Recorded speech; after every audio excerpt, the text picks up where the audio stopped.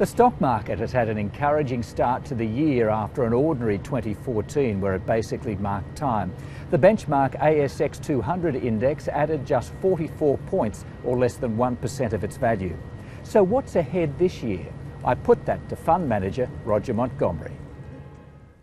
So the big theme, of course, is that on the one hand, we've got China slowing down. Its economic growth could slow down to 3%, maybe not this year, but over the next couple of years. And the direction is definitely for a slowing.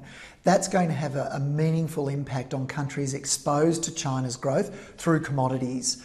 So there could be a very hard landing in Australia.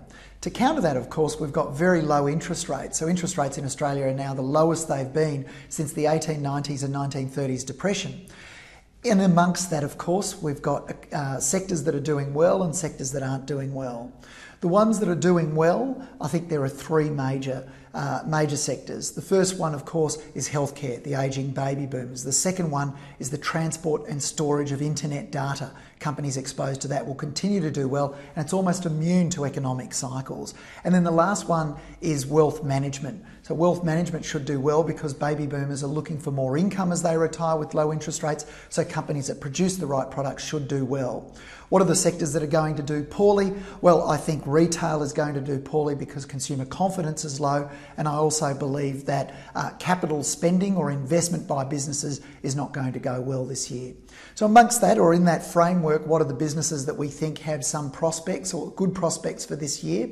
Well, on the healthcare side, I think a company like Medibank Private could do very, very well, long term as well as this year. And we've seen them advertising recently their new program for joining gyms, and that will reduce the number of claims against the business.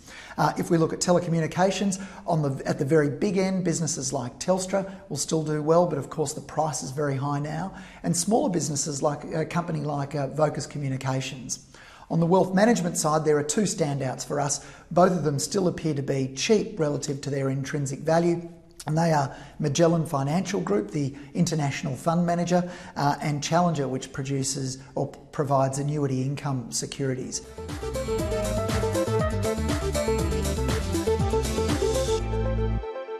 Now, one of the keys to successful stock market investing is do the hard work in terms of research, otherwise it's just gambling.